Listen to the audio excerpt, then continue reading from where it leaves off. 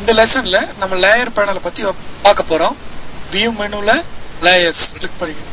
இந்த லேயர்ஸ் நமக்கு எதுக்கு யூஸ் ஆகுன்னு பாத்தீங்கன்னா, வெல் ஆர்கனைஸ்டு ஃபைல்ஸா இருக்கணும் அப்படின்னா நம்ம யூஸ் பண்ணிக்க முடியும். அப்புறம் தனித்தனி டெக்ஸ்ட்னா தனி ஒரு லேயர், பேக் ட்ராப்னா தனி ஒரு லேயர், கிராபிக்ஸ் ஒர்க்லாம் தனி லேயரா நம்ம வச்சுக்கணும். இது யூஸ் பண்ணி வச்சுக்கலாம்.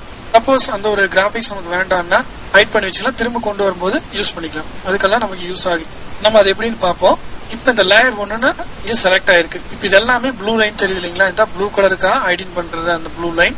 நம்ம நியூ பட்டன் கிளிக் பண்ணீங்கன்னா ஆட்டோமேட்டிக்கா லேயர் 2 வந்து ஒன்னு கிரியேட் ஆயிடும். நீங்க எவ்வளவு பட்டன் பிரஸ் பண்றீங்களோ அவ்வளவு நியூ லேயர் 3 லேயர் 4 வந்துட்டே இருக்கும். அன்டு பண்ணிக்குவோம். கீபோர்ட்ல ஆல் பிரஸ் பண்ணிக்கிட்டு நியூ பட்டன் கிளிக் பண்ணீங்கன்னா உங்களுக்கு நியூ லேயரோட டயலாக் பாக்ஸ் ஓபன் ஆகும். அதுல நேம் ஏரியா டெக்ஸ்ட் டைப் பண்ணிக்குவோம். ஓகே. அடுத்தது இமேஜஸ். அதே மாதிரி கீபோர்ட் ஆல்ட் கீ பிரஸ் பண்ணிக்கிட்டு new images panel menu click பண்றீங்க, ஓபன் ஆகும். அதுல நியூ லேயர், அதுல பேக்ரவுண்ட் கொடுத்துட்டு ஓகே. அடுத்து கைடு கிளிக் பண்றீங்க, கைடு.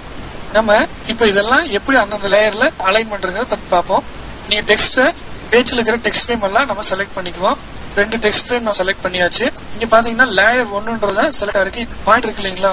அந்த பாயிண்ட கிளிக் பண்ணி அப்படியே ஹோல்ட் பண்ணிட்டு மவுஸ்ல டெக்ஸ்ட் மேல மூவ் பண்ணினா அங்க செலக்ட் ஆயிராது. இப்ப இந்த டெக்ஸ்ட் ஃப்ரேம் பார்டர் பாத்தீங்கன்னா ப்ளூ கலர் இருந்தது, இப்ப ரெட் கலரா இருக்கு. அடுத்தது இமேஜ் செலக்ட் பண்ணிக்கிறீங்க. அதே போல கிளிக் பண்ணி டிராக் பண்றீங்க, இமேஜ் கிரீன் கலரா மாறிடும். அடுத்து பேக்ரவுண்ட் செலக்ட் பண்ணிக்கிறோம், பண்ணி டிராக் பண்ணுங்க.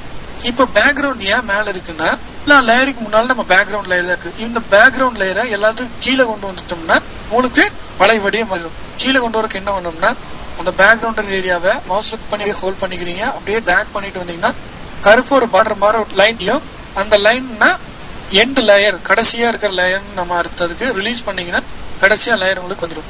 அடுத்து கைட்ஸ், நமக்கு தேவையான கைட்ஸ் எல்லாம் நம்ம இங்க கொண்டு வந்து வச்சுக்கலாம். கைட் வேண்டாம் ஹைட் பண்ணிக்கணும் அப்படின்னா நீங்க இந்த ஐபால் இருக்கு இல்லீங்களா, அங்க கிளிக் பண்ணீங்கன்னா கைட்ஸ் எல்லாம் உங்களுக்கு ஹைட் ஆயிடும். அதுவே டெக்ஸ்டோ இமேஜஸ் எது உங்களுக்கு வேண்டாம்னு நினைக்கிறீங்களோ அதெல்லாம் ஹைட் பண்ணி வச்சுக்க முடியும்.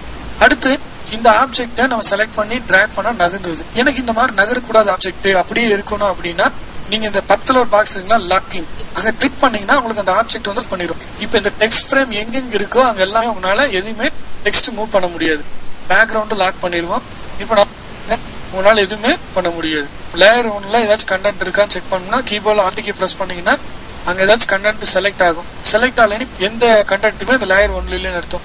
சப்போஸ் டெக்ஸ்ட் லேயர்ல இருக்கு அப்படின்னா நீங்க கீபோர்ட் ஆல்ட் கீ பிரஸ் பண்ணிக்கிட்டு டெக்ஸ்ட் லேயர் செலக்ட் பண்ணீங்கன்னா ஆட்டோமேட்டிக்கா உங்களுக்கு எங்க டெக்ஸ்ட் எல்லாம் செலக்ட் பண்ணி வச்சிருக்கீங்களோ அந்த லேயரை அது எல்லாமே செலக்ட் ஆயிடும் உங்களுக்கு. கைடு லேயர் எனக்கு வேண்டாம் டெலிட் பண்ண அப்படின்னா அப்படியே கைட்ல பண்ணி ஹோல்ட் பண்ணிட்டு அப்படியே டிராக் பண்ணிட்டு வந்து ரீசைக்கிள் பின் கூட்டு கொண்டு வந்து மவுஸ் ரிலீஸ் பண்ணிட்டா டெலிட் பண்ணிட்டுமான்னு கேட்கும். ஓகே கொடுத்துருங்க, உங்களுக்கு கைட்லைன் ஃபுல்லா டெலிட்